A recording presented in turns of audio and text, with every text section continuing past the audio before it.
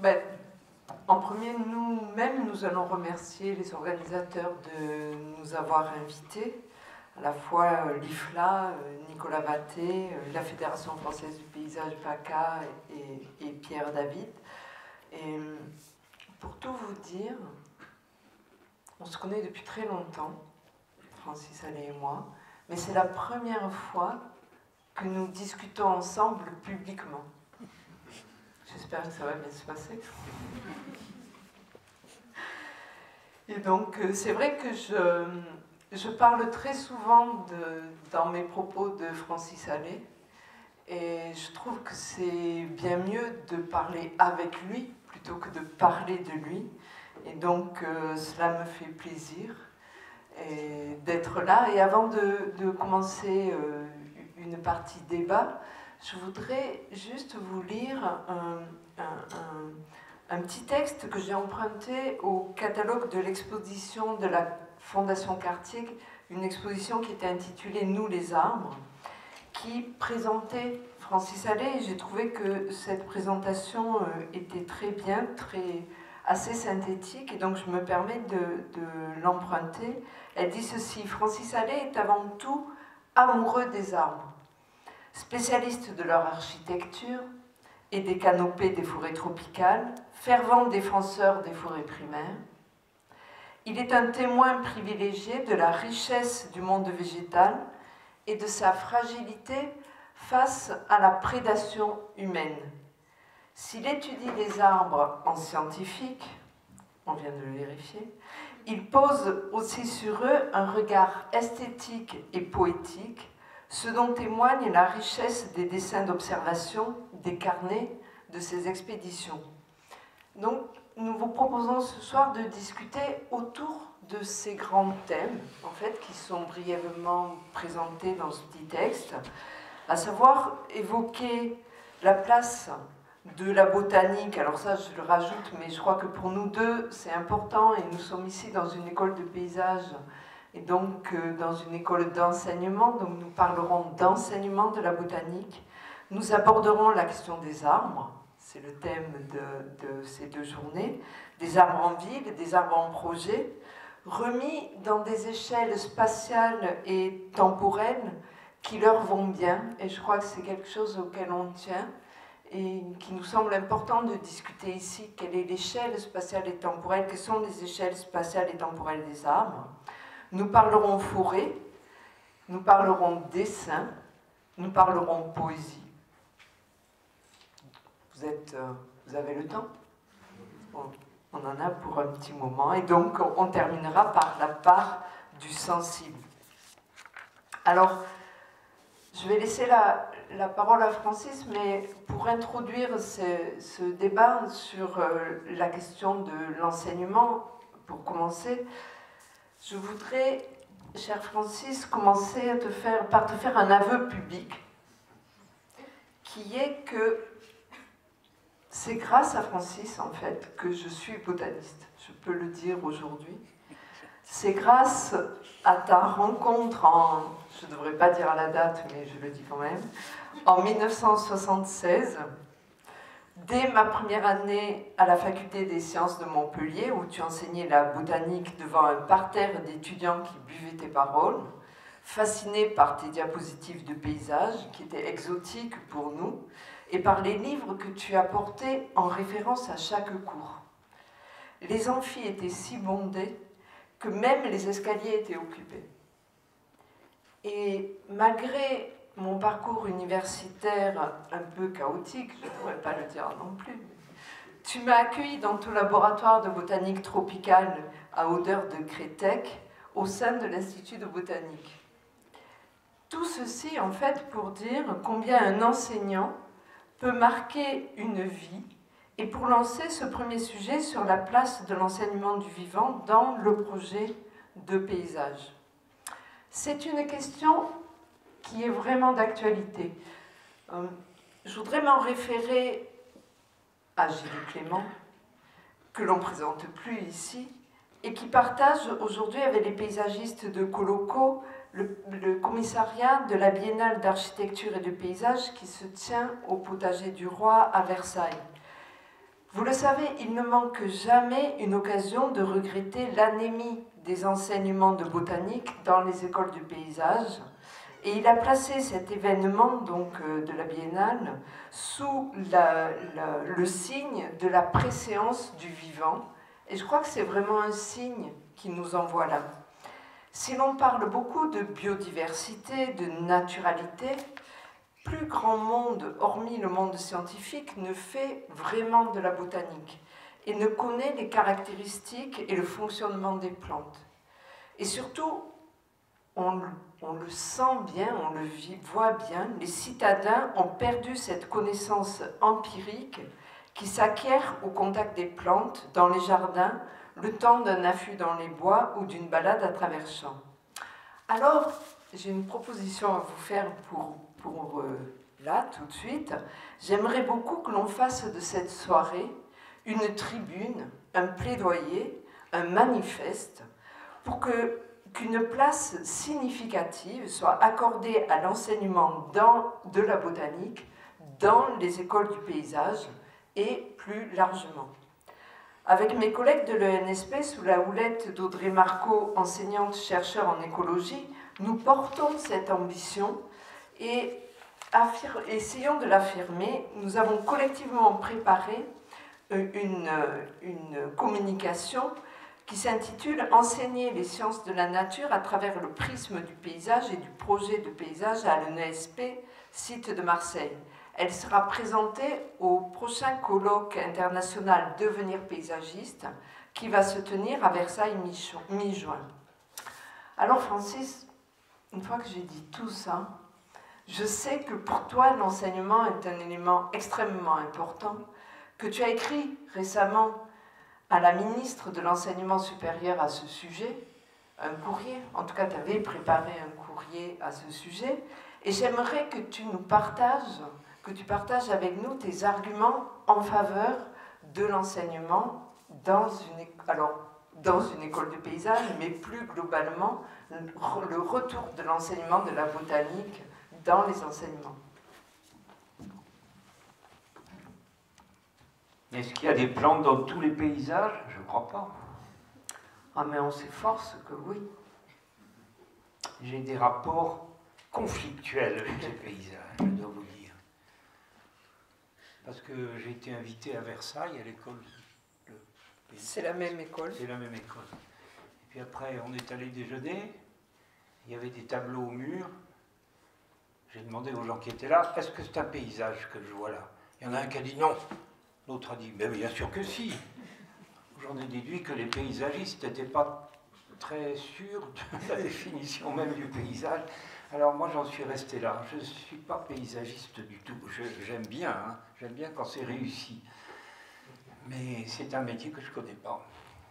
Alors, dans la mesure où il y a des plantes, il me paraît évident que si on utilise des plantes pour faire un paysage sans connaître les plantes, c'est courir à l'échec. Voilà. Mais je voudrais, un peu plus largement que ça, te donner mon avis sur l'enseignement de la botanique. Je suis profondément persuadé que l'éducation nationale ne fait pas du tout son boulot dans cette histoire. Parce que, à l'âge où on a cette hauteur-là, on apprend les plantes sans aucun effort. C'est profondément amusant. Je le sais parce que je vais souvent parler à des petites classes comme ça. Vous leur mettez sous le nez les feuilles de 10 espèces d'arbres très banales, eh bien, ils vont s'en souvenir toute leur vie. Et si on ne fait pas ça, qu'est-ce qu'ils auront dans la tête? Des marques commerciales. C'est ce que j'apprends des jeunes de cet âge-là, notamment aux États-Unis, mais ça vient en Europe aussi. C'est complètement idiot. Il faut s'intéresser aux plantes. Il faut savoir que les plantes s'intéressent à vous aussi. Hein. On commence à le savoir, ça. Donc c'est réciproque, cet intérêt. J'ai vécu le moment où la botanique a été supprimée. Je ne sais pas quel était le conseiller du ministre à cette époque, mais je ne le félicite pas. 1991, l'université française, suivant d'ailleurs l'université britannique, et précédant de peu l'université allemande, On leur a dit la botanique, il n'y a plus besoin d'enseigner ça. D'abord c'est vieillot, ensuite tout est connu. Donc c'est pas la peine de l'enseigner. Oh, si je tenais ce mec-là. Alors, 1991, plus de botanique à l'université. Ils ont mis une trentaine d'années à s'apercevoir que c'est complètement idiot, parce que jamais notre société n'a eu autant besoin des plantes et autant d'intérêt pour les plantes, c'est clair. Et donc ça revient. J'ai appris qu'à Montpellier, c'est revenu. Ah oui. Sous une forme qui n'est pas exactement la même, mais le contenu, c'est bon, c'est vraiment les plantes. Regardez une chaîne comme Botanique. Jamais on n'aurait imaginé ça il y a 30 ans. Marche très bien, hein, je crois. Moi, je fais des conférences sur les arbres. Quand j'ai commencé ça il y a 20 ans, il venait 5 personnes. Et maintenant, il y a un intérêt pour l'arbre qui est puissant. C'est pas seulement en France, hein. C'est au minimum l'Europe, mais je vois la même chose dans beaucoup de pays. Un puissant intérêt pour les arbres. Pourquoi? Parce que, enfin, je n'ai pas la réponse certaine, mais je vois ça comme ça, notre environnement se dégrade, alors on a envie de se raccrocher à ce qui est le symbole d'un environnement parfait. On se raccroche aux branches des arbres et ça tient. Voilà. Voilà, je ne sais pas si ça te convient, mais je suis évidemment totalement persuadé que les paysagistes ont besoin d'en savoir un peu sur les arbres. Alors c'était une autre expérience, mais c'était des architectes. J'ai fréquenté les architectes parce que ça m'a intéressé longtemps quand j'étais gamin. Et les arbres, c'était du lichen. Il y en avait des milliers comme ça, le même lichen d'ailleurs. Ils n'ont pas cherché très loin. Ils étaient trempés dans la peinture verte et plantés comme ça. Voilà. Dès cette époque, je me suis dit que c'était un petit peu court. Bon, donc j'appuie ton manifeste pour l'enseignement de la botanique. Donc j'espère que vous l'appuyez tous. En tout cas, je regarde dans les premiers rangs là et je compte sur vous. Alors, il y a un bon système, attends. Il y a un jardin botanique magnifique à Marseille. Il y a le parc Borelli, je ne sais pas si vous connaissez, mais au fond du parc Borelli, il y a un jardin botanique qui est de très bonne qualité, avec des plantes extérieures, des serres, des lianes, ce qui est assez rare dans les jardins botaniques. Ça vaut le coup, voilà, pour commencer, céder à l'émerveillement que ça peut entraîner, ça me paraît un bon point de départ.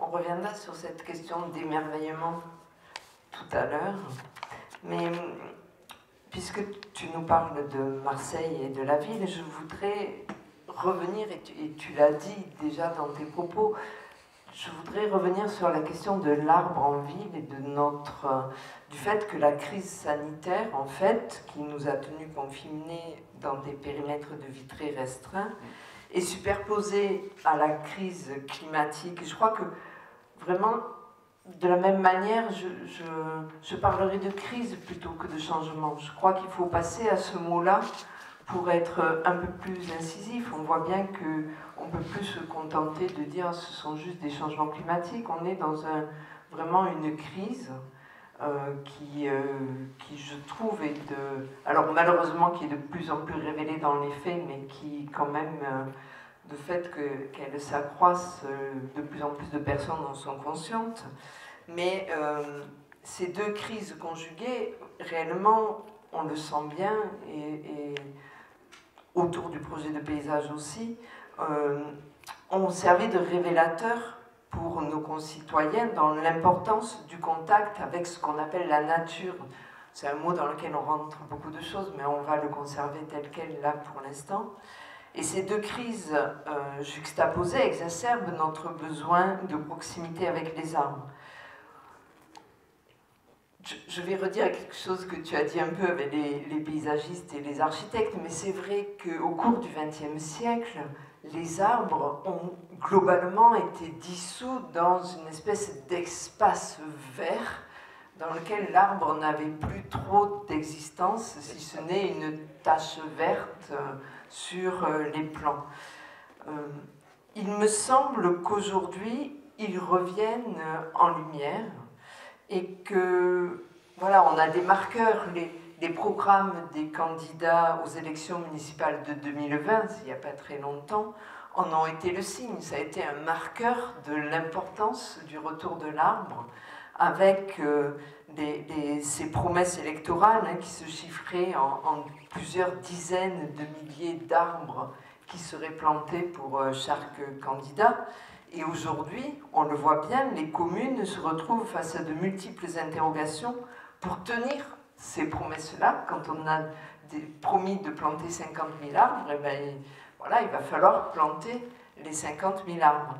Notamment, une des multiples interrogations pour tenir ces promesses est quelle essence planter compte tenu de la vulnérabilité des espèces traditionnellement présentes dans les villes depuis la fin du 19e. Pour ma part, je milite pour mieux accueillir l'arbre en ville, avant même de réfléchir à quelle essence nous devons planter. C'est-à-dire permettre aux arbres de faire société en ne plantant plus d'individus isolés dans le bitume ou le béton, abandonner les alignements monospécifiques, quitte à bousculer un peu nos références historiques, mettre des systèmes racinaires au centre de notre attention, choisir des essences à la bonne échelle pour éviter de les élaguer constamment.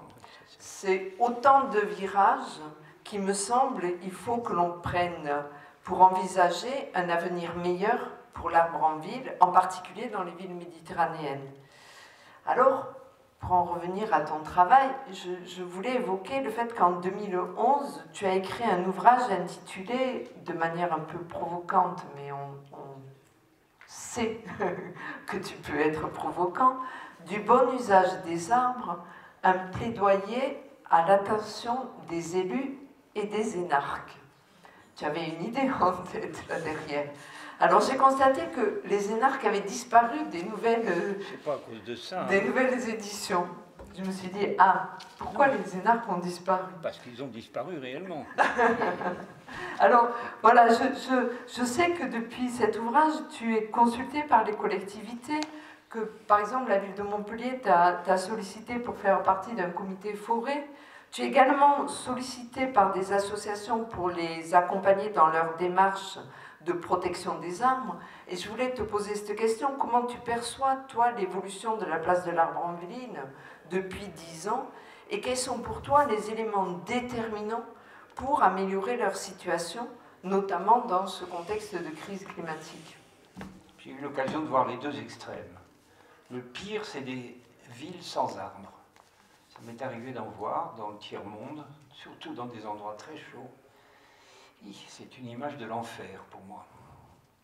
J'ai vu aussi l'extrêmement beau des villes où on n'a pas commencé par mettre les maisons et ensuite les arbres. Non, on a planté des arbres et quand ils étaient bien installés et solidement implantés, on a mis à bonne distance les maisons. Washington est comme ça, et il y a un grand quartier à Berlin, mais il y a plusieurs endroits dans le monde où on a fait comme ça. Les arbres d'abord, les maisons ensuite. Ça, je crois que c'est la bonne solution. Alors, j'ai l'impression que ça s'améliore. Parce que quand on veut abattre, quand le maire, mal inspiré sans doute, veut abattre des arbres, il le fait à 3 h du matin. Ça, c'est louche. Quand on est honnête, on prend... Attends, je vais être très concret. C'est Georges Frêche pour la place de la Canoë à Montpellier. Bon, ça a très mal passé. Et alors, les gens n'aiment pas du tout qu'on abatte leurs arbres. Surtout si on ne les prévient pas. Surtout si ce n'est pas justifié. Vous voyez, on nous dit l'arbre était malade. Bon, on est nombreux à aller le voir une fois tombé. Enfin, il n'y a pas besoin d'être phytopathologiste, on voit bien si l'arbre était malade ou pas. Il ne l'était pas généralement. Donc c'est des salades qu'on nous raconte. Moi, ça me déplaît profondément. Voilà. Notre population, elle a changé sur ce plan-là. Elle s'intéresse de plus en plus aux arbres dans les villes. Et Bon, il faut savoir que la vie dans une ville pour un arbre, c'est quelque chose d'épouvantable. De toute façon, leur longévité va être diminuée d'un facteur 10, souvent plus que ça. C'est épouvantable pour un arbre, d'abord parce que c'est un organisme social et que généralement il est seul, donc ça ne lui convient pas du tout.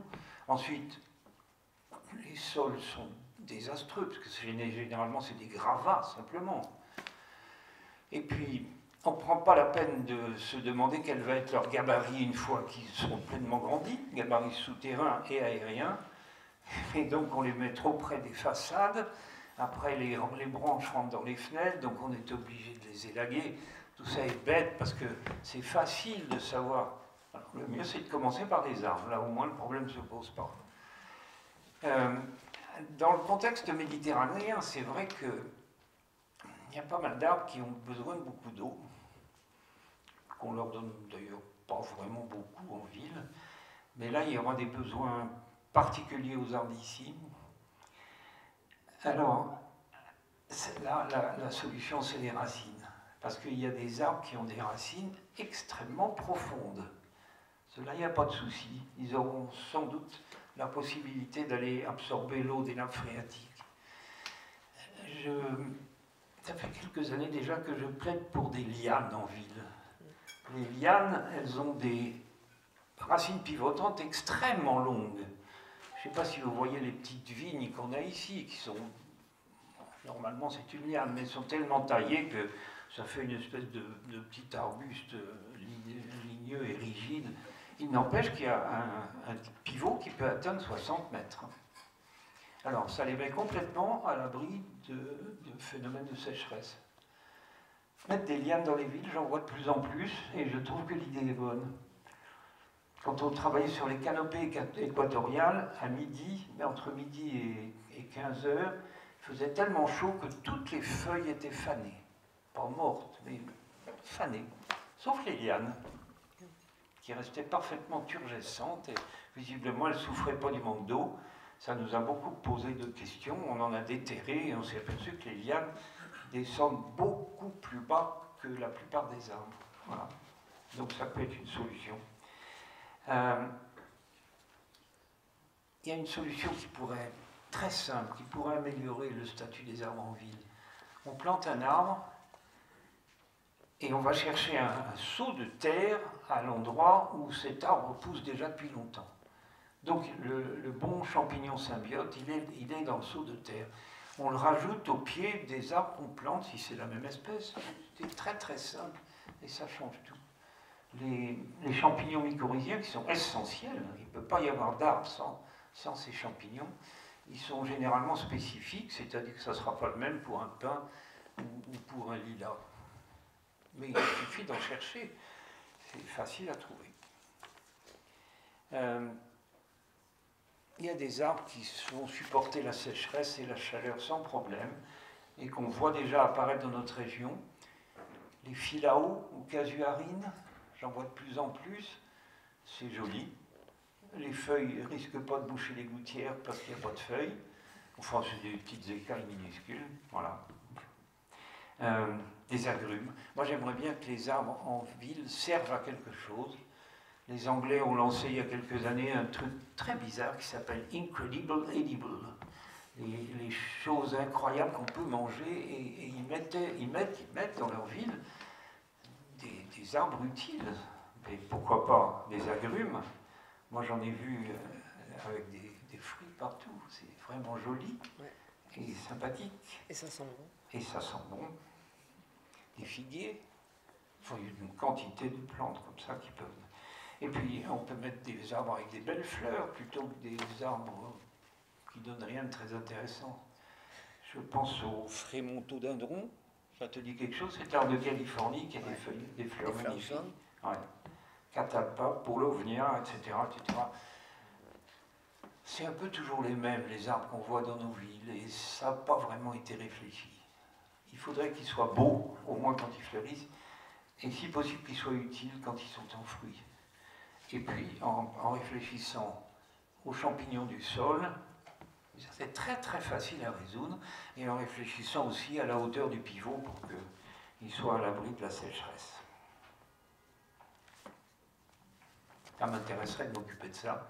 Ils me consultent parfois à Montpellier. Ne dis pas trop parce que tu n'as que des paysagistes là, tu vas recevoir 100 mails. Mais oui, je suis d'accord avec toi.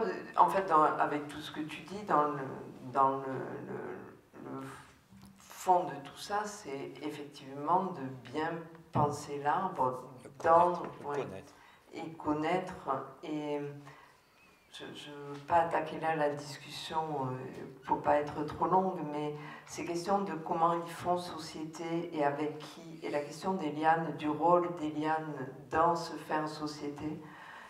Et du coup, en allant un tout petit peu plus loin, pour moi, il y a une question intéressante qui est celle de la lisière. Quel est le rôle de la lisière et comment la lisière peut accompagner les arbres ou les plantes de lisière ont un rôle particulier dans cet accompagnement. Je trouve que ce serait un sujet de recherche extrêmement intéressant. Mais de lisière, c'est les lianes, typiquement. Oui, c'est ça. Ouais. C'est pour ça que je traduis ces lianes en lisière, parce qu'il me semble que c'est voilà, qu'il y a un intérêt, enfin qu'il faut regarder qu'est-ce qui se passe dans les lisières. Et alors, je voudrais justement que l'on rentre peut-être un tout petit peu plus dans les questions de botanique. Et qu'on parle des arbres, mais de manière plus globale, de l'évolution du règne végétal en relation avec nous. Tu as dit un tout petit mot comme ça, tu as dit déjà les plantes nous voient, nous perçoivent, et j'aimerais justement que l'on change d'échelle de temps et de point de vue, et que l'on se glisse dans la peau d'une plante, comme le fait la botaniste Catherine Laine dans ses ouvrages, et que l'on se pose les questions de quelles sont les relations que les plantes tissent avec nous, c'est-à-dire qu'on se mette à leur place. Jusqu'à présent, on a vu quelles sont les relations que nous tissons avec les plantes. Essayons de faire le contraire et de se demander, par exemple, si les plantes évoluent de façon particulière dans les milieux humains, c'est-à-dire dans le milieu urbain. Est-ce que, à une époque, alors vous allez voir que j'ai des petites idées derrière la tête quand je pose cette question, parce qu'aujourd'hui, par exemple, on nous impose, je crois qu'on peut dire ce mot-là, de plus en plus de planter des essences locales dans les projets de paysage. Et ces essences locales, elles sont issues, pas tant de milieux caractéristiques, mais de ce qu'on appelle les biorégions, c'est-à-dire des essences que l'on va trouver dans la région dans laquelle on vit. Et j'ai pour ma part une intuition qui est que on fait un peu fausse route avec ces essences locales quand il s'agit de projets urbains. Et j'ai en tête, par exemple, un exemple que les étudiants connaissent bien, parce que je crois que je le rabâche assez souvent, mais c'est l'évolution de cette petite astéracée crepuscular qui a différencié ses fruits en fonction de son milieu de vie, c'est-à-dire si elle est en ville, elle va émettre des akènes lourds qui vont tomber à ses pieds si elle est au milieu du bitume, et si elle est dans un pré, dans une prairie, dans la campagne, eh bien elle va faire des akènes d'astéracées, plumeux et légers, qui vont s'envoler. Et donc à cet exemple, on peut se dire que cette astéracée a évolué en fonction aussi des milieux pour se donner en fait l'opportunité de mieux se reproduire en milieu urbain. Et j'ai aussi en tête, alors là je vais rentrer dans des questions un peu plus botaniques encore, mais j'aime beaucoup un ouvrage que tu as écrit qui s'intitule « Mais d'où viennent les plantes ?» Point d'interrogation. Et avec un point d'interrogation. Et cet ouvrage, qui n'est pas très vieux, hein, tu l'as écrit en 2019, dedans tu décris un modèle architectural. Je rappelle que la spécialité de Francis est l'architecture des plantes.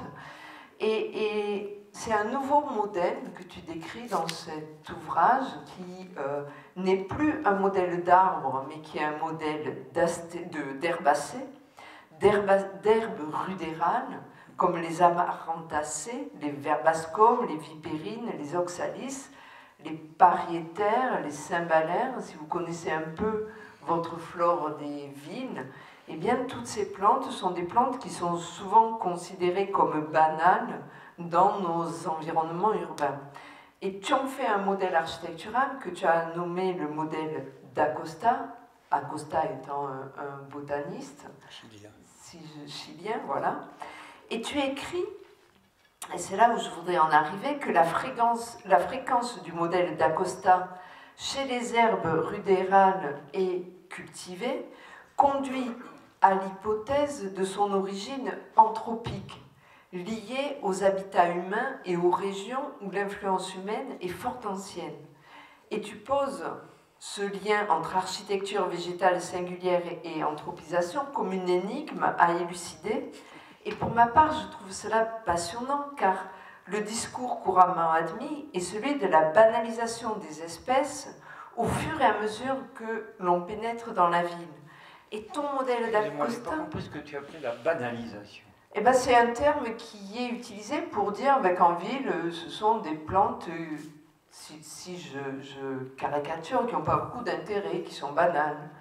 Et ton modèle d'Acosta, il me ferait penser que c'est peut-être l'inverse, et que peut-être, au sujet des relations entre le règne végétal et les autres humains, et les autres vivants, humains ou non humains, peut-être qu'on se trompe de point de vue.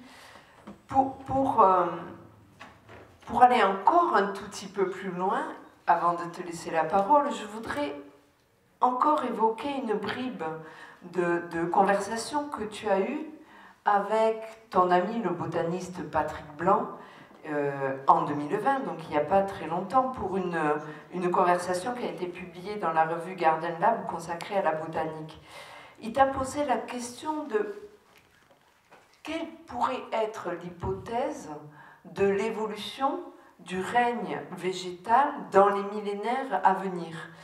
Et juste pour repositionner cette question, il faut se dire que l'évolution, la coévolution entre les plantes et les animaux, ce qui a fait le succès de cette coévolution, c'est entre autres l'invention de la fleur il y a 145 millions d'années, qui a représenté un avantage évolutif très important pour tout ce groupe de plantes que l'on appelle les angiospermes et qui aujourd'hui représente 90% des plantes terrestres.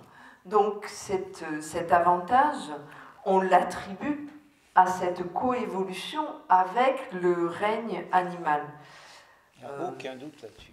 Et donc, moi je trouve que tout ceci est très intéressant à explorer parce que sont les pièces florales ou les fruits si ce n'est des médias de communication avec nous, les vivants autres que le règne végétal.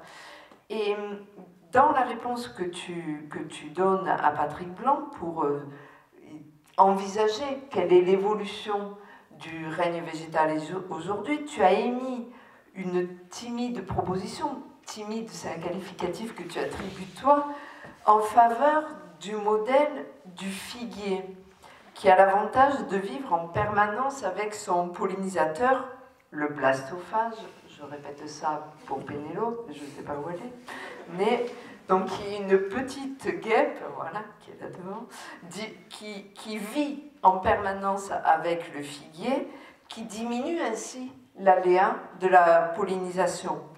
Alors, avec cette histoire du figuier, je suis sûre qu'il y en a certains qui vont penser que je vais un peu trop loin avec cette question et que je cherchais juste à caser le figuier dans la conversation. Mais c'est quand même pour moi une question fondamentale pour envisager autrement la végétation urbaine dans la continuité de toutes ces réflexions et en se posant une question qui est peut-être très osée, mais on est avec Francis Allais, donc c'est ça, je trouve, l'opportunité de poser des questions osées et d'essayer d'avoir des réponses. Mais je me dis, est-ce qu'il pourrait y avoir une spéciation anthropique déjà en marche depuis quelques années, depuis quelques millénaires plutôt, depuis quelques millénaires que nous cohabitons avec le règne végétal sur cette planète. Est-ce que le règne végétal s'adapterait d'une manière particulière à nos milieux urbains? J'étais un peu longue, mais c'était pour t'amener une question. Je comprends bien ta question. Pour qu'il y ait coévolution entre les êtres humains et les plantes, il faudrait qu'on se comporte beaucoup mieux vis-à-vis d'elles. Or, nous nous comportons depuis le début comme des brutasses. Voilà. Recherche de fric, et recherche de matériaux de construction, recherche d'éléments utiles, c'est tout. On les considère comme des ressources, pas plus. Ce n'est pas des bonnes conditions pour que s'établisse une coévolution. Il faudrait les regarder avec empathie, ce que nous ne faisons pas du tout. Les arbres arrivent à se défendre contre beaucoup d'adversaires, des animaux divers et d'autres arbres, etc. Et souvent on me demande, mais pourquoi ils ne se défendent pas contre l'être humain, qui leur fait pourtant beaucoup de mal? Alors je crois que la réponse c'est qu'on est trop récent. On est tellement récent qu'ils ne savent pas encore par quel bout nous attaquer. Tu veux dire un peu comme les abeilles et le frelon asiatique, ouais, qui est arrivé depuis trop tôt. Oui, c'est ça. D'ailleurs, je crois que c'est en train de s'arranger. Mais avec l'être humain, il va falloir plus de temps que ça. Ça m'a fait beaucoup rire parce que j'ai un ami qui s'appelle Philippe Chapuis, qui est plus connu sous le nom de Zep. Ça vous dit quelque chose? Titeuf? Bon. Chapuis, j'aime beaucoup cet homme-là, c'est un Suisse de Genève, et il a écrit une BD qui s'appelle The End, la fin. C'est la fin de l'être humain, voilà. Dans cette BD, les arbres ont trouvé le moyen de se débarrasser de nous. Ça mérite d'être lu. Ce que tu dis pas, je me permets de dire, c'est que c'est Francis qui est le héros de cette BD. Et je meurs dans les premiers. Et alors je raconte cette anecdote-là quand même parce que je trouvais ça trop joli. Un jour, je rencontre Francis et son épouse Odile, comme ça, totalement par hasard, et je venais de terminer la BD. Alors, je dis... Oh, Francis, je viens de te quitter, tu étais mort. Et alors, j'explique pourquoi. Et il y a Odile, l'épouse de Francis, qui me dit « Ah non, mais moi, je ne peux pas la lire, cette BD, parce que je ne veux pas qu'il meure. » En tout cas, si vous n'avez pas lu The End, je vous le recommande chaleureusement. Et donc, voilà, il faudrait qu'on se comporte mieux. Parce que c'est effrayant ce qu'on fait subir aux plantes. C'est une cohabitation qui est surtout négative.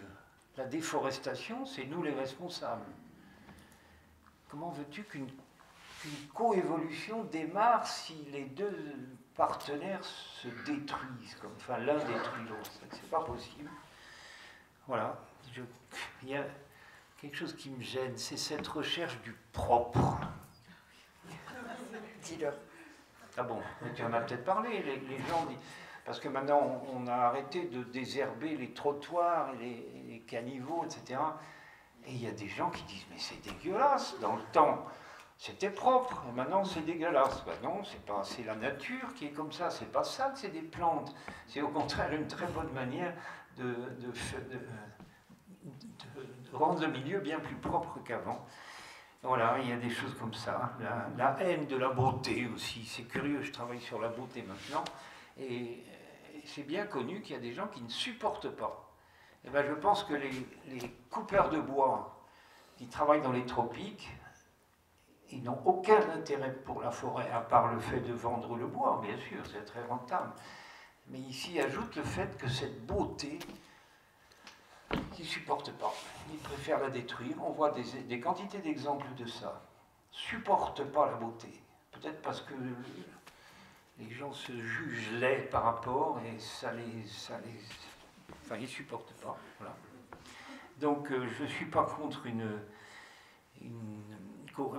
cohabitation qui irait à la coévolution, mais il faudrait qu'on change d'attitude vis-à-vis des plantes.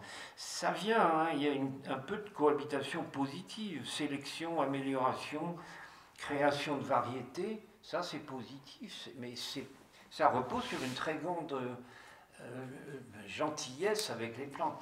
Il y a quelqu'un d'extraordinaire il faut vraiment regarder sa vie, c'est Vavilov. Je ne sais pas si ça vous dit quelque chose. Moi j'ai été élevé à l'université, dans un très grand respect de Vavilov, un agronome russe qui a parcouru le monde entier à la recherche des plantes utiles. Et enfin, son histoire est absolument dramatique et passionnante. C'est quelqu'un qu'il ne faut pas oublier. Voilà, Vavilov, il était sur la voie d'une coévolution avec les plantes. Mais des gens comme ça, il y en a très très très peu. Ça peut venir.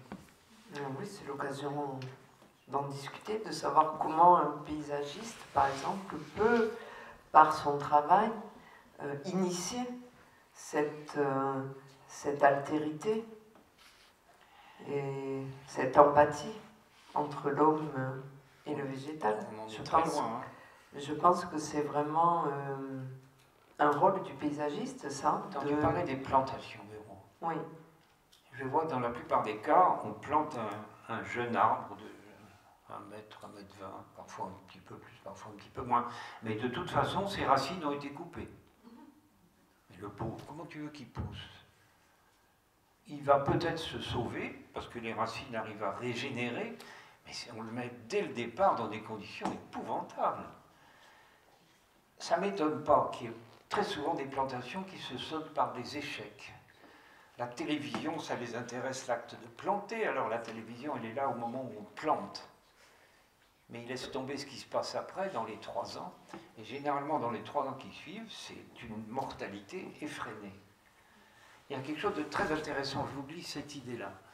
Plantez un arbre, et à côté, vous semez une graine du même arbre. En même temps. Bon, alors évidemment, semer, on ne voit rien. De sorte que je crains que sur le plan politique, ça n'ait aucun avenir. On va dire au gars, mais qu'est-ce que tu as fait? Visiblement rien. Ok, mais revenez 10 ans après, vous allez voir que l'arbre semé, il va être 2 fois plus grand que l'arbre planté, parce qu'on n'a jamais abîmé ses racines, bien sûr, et notamment les pointes des racines, là où s'établissent les mycorhizes. Donc c'est beaucoup plus intéressant de semer que de planter. Voilà. C'est un fait. Je crois que c'est des choses que dans cette école on répète souvent aussi. Mais je pense que l'homme qui plantait des arbres, le titre est mal choisi, parce qu'il ne les plantait pas. Il les semait. Il les semait. Voilà. Mais je pense qu'aujourd'hui il y a un réel intérêt sur la question des plantes spontanées. D'ailleurs, je pense que ça devrait être un des axes de travail, de savoir comment faire paysage tout en permettant aux plantes spontanées aussi de venir s'insérer. Alors, ça nous amène à un autre sujet que je voulais évoquer avec toi ce soir, puisqu'on parle d'arbres, de temps long. On ne peut pas faire l'économie justement d'évoquer quelque chose qui est très à la mode aujourd'hui, qui est la question des micro-forêts urbaines, plantées plantées pour le coup, selon la méthode du botaniste japonais Miyawaki. Et je voudrais qu'on en parle à Yêtre, puisqu'on est sur des changements d'échelle, versus ton projet de forêt primaire en Europe. Pourquoi versus? C'est pas... Si, c'est versus dans les échelles et dans les... Oui, enfin, ça indique une sorte de conflit qui n'est sûrement pas. Oui. Ah ben on pourrait se trouver un conflit là. On cherche depuis tout à l'heure un conflit à faire émerger entre nous. Et donc, voilà, en même temps parler de ces micro-forêts, mais aussi parler de cette macro-forêt de forêt primaire en Europe de l'Ouest, pour laquelle tu te bats avec une association qui porte ce nom-là, et au sujet duquel j'ai amené le petit livre, mais je l'ai laissé dans mon sac. Tu as publié un manifeste l'an dernier chez Actes Sud. C'est un projet, je le sens bien, qui, comme le projet les microforêts urbaines, qui incite à la discussion, si ce n'est quelquefois à la controverse. Et j'ai récemment lu un article dans la revue Forestopique qui fait la synthèse d'un débat pour ou contre que tu viens d'avoir avec des étudiants en foresterie, argumentant que ce projet, donc c'était l'argument de la revue, fait possiblement s'entrechoquer des enjeux écologiques et socio-économiques. Et alors ça donne envie d'en savoir plus, que tu nous dises, que tu nous en dises plus de ce projet, à la fois de ton regard sur les microforêts urbaines et de ce projet de macro-forêt en Europe de l'Ouest. Un mot sur Miyawaki. Moi, je suis absolument d'accord avec ce qu'il fait. Les gens, attendez, une maison s'écroule dans une ville. On peut évidemment la rebâtir, mais Miyawaki propose autre chose, c'est d'amender le sol et de mettre des quantités d'arbres dans ce coin-là, voilà, micro-forêt. Ça me convient parfaitement et les gens du quartier sont généralement très contents. D'ailleurs, c'est curieux parce que la faune ne tarde pas à revenir. Il y a un truc qui me gêne, c'est d'appeler ça une forêt. Parce que l'échelle n'y est pas, puis il n'y a pas la grande faune. Enfin, bon, c'est un détail. Moi, j'ai beaucoup d'admiration pour Miyawaki. Et un pays en Europe qui est très loin de nous, très loin en avance, c'est les Pays-Bas. Tu vois, à Rotterdam, par exemple, il y a des petits terrains de Miyawaki. Amsterdam, Rotterdam. Bon, donc c'est bien. Alors, le projet de forêt primaire, bon, c'est très différent parce que c'est 70 000 hectares. Hein. C'est un grand projet parce qu'il faut héberger la faune, y compris la grande faune. Or, dans nos forêts primaires d'Europe, avant l'arrivée de l'être humain, il y avait des quantités de grands animaux, notamment des ours et des élans et des bisons, le bison d'Europe, etc. Tous ces animaux-là, ils n'ont pas disparu. On en a des élevages dans le Massif central, par exemple. Donc c'est pas très compliqué de s'en procurer si on en veut, mais il va falloir attendre que la forêt soit proche de l'état primaire, et ça c'est long, ça se compte en siècles. Mais c'est pas un choix, hein. C'est un peu triste à dire, mais ici on est à 43 degrés de latitude nord si je ne me trompe pas, et les arbres ne poussent que 4 mois par an. Mars, avril, mai, juin. En ce moment ils poussent. Le reste du temps, ils vont très bien, ils pratiquent la photosynthèse et ils épurent l'atmosphère, ils vont très bien, mais ils ne poussent pas. Voilà. Alors à raison de 4 mois par an, c'est normal que ça soit long. D'autant plus que la forêt dont on va partir, il va falloir qu'elle vieillisse, qu'elle meure et qu'elle soit remplacée, c'est une forêt de pionniers, qu'elle soit remplacée par une forêt de post-pionniers, laquelle va à son tour être remplacée par la forêt primaire. Et à chaque fois, la cohorte des champignons mycorhiziens change complètement. C'est pour ça que c'est long. Mais laisser le temps passer, ça ne coûte pas cher. Il suffit d'attendre. Ce n'est pas un projet coûteux parce que les 70 000 hectares, il est tout à fait exclu qu'on les achète. Il va falloir une décision politique nationale, mais surtout européenne, pour nous laisser travailler sur cette zone-là.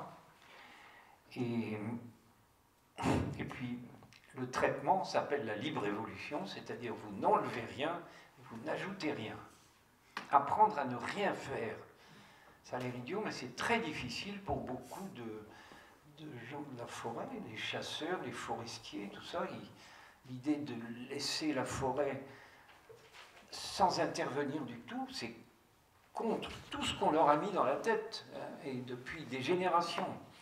Alors ils me parlent d'abandon et de démission, ils sont persuadés que la forêt ne peut pas vivre sans nous. C'est enseigné dans les écoles forestières, ça. Je suis témoin de ça. Tenez-vous bien, une forêt que vous n'exploitez pas, elle va s'étouffer et mourir. Et ils enseignent ça à des stagiaires africains qui viennent à Nancy, ou à l'équivalent de Nancy en Allemagne, je ne sais plus. Il y a une très, très bonne école de foresterie. On enseigne ça à des Africains, donc de retour chez eux, ils exploitent. Alors c'est un curieux projet, ambitieux, un peu utopique, parce que personne ne sait ce que sera l'Europe dans 5 siècles, Et c'est cette durée-là qu'il nous faut pour revoir apparaître une forêt primaire. Il y a des travaux suisses très intéressants, j'aurais dû amener ça. Les Suisses ont montré que si vous exploitez une forêt, vous allez gagner un petit paquet d'argent, c'est sûr, mais si vous l'ouvrez à l'admiration du public et que vous n'y touchez plus en pratiquant ce qu'on appelle la libre évolution, ça rapporte énormément plus. D'autant plus que chaque année, il y aura les mêmes touristes. Tandis que si on exploite, bon, ça fait un paquet d'argent au moment d'exploitation, mais il va falloir attendre au moins 50 ou 60 ans avant de pouvoir recommencer. Il est beaucoup plus rentable. La société a changé, hein, c'est ça réellement. Il est beaucoup plus rentable de laisser les gens rentrer et admirer la forêt. Et il se passe quelque chose de très curieux avec les animaux. C'est que comme on ne les chasse pas, ils comprennent ça très vite. Du coup, ils n'ont plus peur de nous et ils viennent nous voir.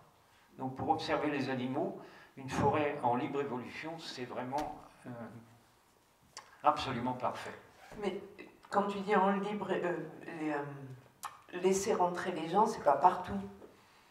Non, parce que alors les gens seront chez eux dans cette forêt. Il n'est pas question d'interdire les visites.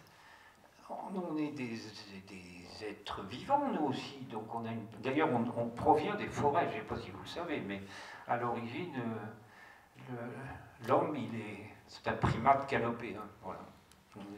On est originaire de l'Afrique de l'Est, il y a 350 000 ans. Et donc c'est notre territoire, la forêt. Par contre, il ne faut pas marcher des sentiers avec des milliers de touristes qui passent. Ça tasse le sol, qui est d'autant plus meuble que la forêt est plus vieille. Et ça tue les racines et ça peut tuer les arbres. On en a maintenant de très nombreux exemples. Donc on marchera sur des caillebotis en bois, comme dans beaucoup de parcs nationaux d'ailleurs, 30-40 cm de haut, 1 mètre de large, et aucun problème. Voilà. Je ne sais pas si ça soulève des questions, tout ça. Mais... Alors, avant de passer aux questions, je voudrais juste regrouper peut-être les deux derniers thèmes en un seul, parce que on s'achemine vers la fin de cette discussion, mais je voudrais évoquer deux thèmes qui sont importants pour des paysagistes. Le premier, c'est la question du dessin, et le deuxième, c'est la question de l'esthétique et du sensible. Alors, on le sait, pour le paysagiste, la question du dessin est importante, c'est un outil indispensable. Toi, tu dessines beaucoup, c'est une de tes caractéristiques. Je sais que lorsqu'on parle de ce sujet, voilà un point sur lequel on n'est pas d'accord, parce que je sais que tu as du mal à admettre qu'on te place dans la catégorie des artistes. Non, oui, ça, je ne suis pas du tout un artiste. Que pour toi... Je finis, Francis, tu vois que pour toi, le dessin, c'est plutôt un moyen de représentation des plantes lié à ta pratique de botaniste, et c'est tout. Tout à fait. Voilà. Tout à fait. Enfin, c'est tout, façon de parler quand on connaît les dessins de Francis. Peut-être te positionnes-tu à ce moment-là au regard de l'œuvre de ton grand-père, André Daucher, qui était un artiste peintre reconnu. Et pourtant, voilà, moi je voudrais souligner quand même que tes dessins s'exposent dans des centres d'art. On a parlé de la Fondation Cartier tout à l'heure, tu es exposé à la Fondation Van Gogh à Arles. Et dans le même temps, je te l'accorde, ce sont des éléments essentiels de ta pédagogie, avec cette clarté et cette manière si spécifique que tu as de représenter les végétaux.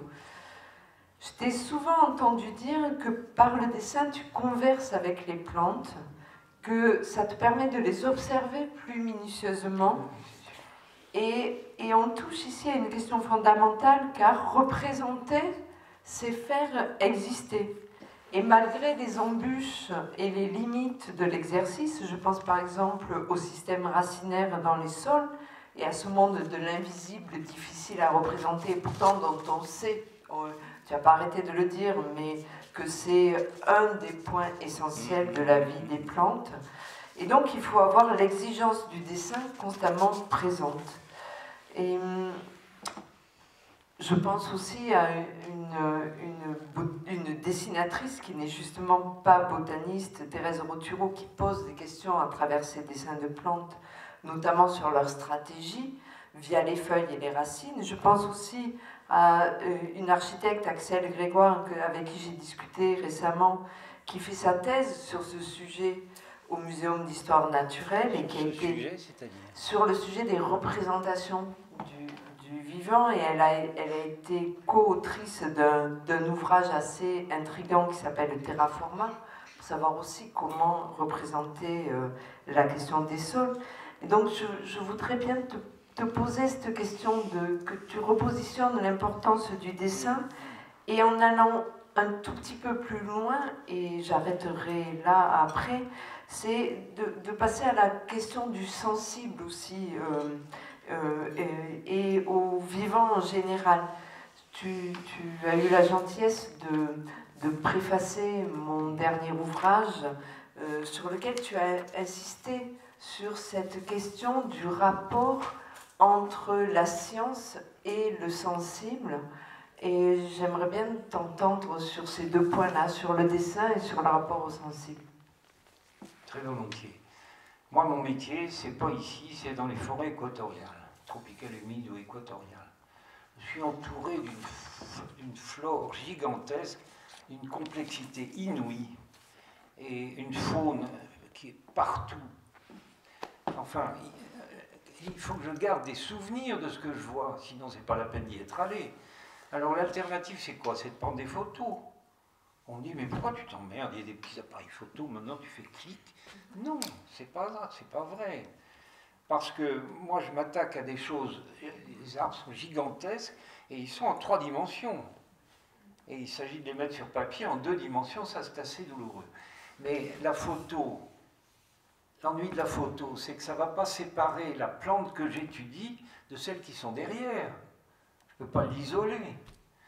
Et donc, bon, je sais ce qui se passe, les photos, 15 jours après, on se dit, tiens, mais où est-ce que j'ai pris ça? Et qu'est-ce qu'il y avait là-dessus? Non, le dessin est beaucoup mieux. Parce que moi, quand je dessine un grand arbre, il me faut 3 heures, parfois une matinée entière, et il me faut pouvoir tourner autour et regarder les racines dans la mesure où elles sont accessibles, et me poser des questions sur la manière dont ça marche. Et ça tombe bien, voilà, j'ai l'arbre sous les yeux, donc je peux trouver les réponses. Mais sur la photo, ça sera trop tard. Alors la question du statut d'artiste, oui, ça me gêne beaucoup. Non, mais c'est une question de sens des mots. Un artiste, si j'ai bien compris ce que dit le dictionnaire, il ne se reconnaît aucune règle. Il voit quelque chose de jaune, s'il peint en bleu, ben, il a le droit, puisqu'il est artiste. Il n'a pas de règles. Tandis que moi, je suis environné par des règles parce que j'essaye de rendre compte de ce que je vois. Alors les gens me disent c'est beau. Ben, j'espère que c'est beau, parce que là, c'est presque rien à côté de la beauté de ce que j'avais sous les yeux. Je fais de mon mieux, mais c'est lamentable par rapport au modèle. Mais enfin, non, c'est pas de l'artiste. C'est pas un travail artistique. Non.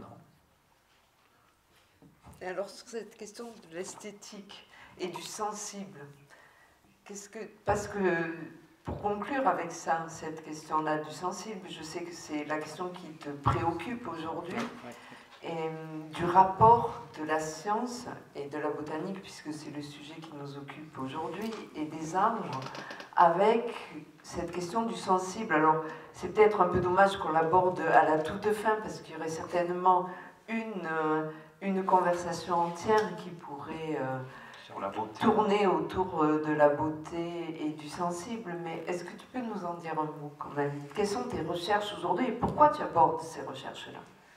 La beauté du vivant. J'ai lancé dans un bouquin qui veut annoncer le titre, La beauté du vivant. Pourquoi je le fais?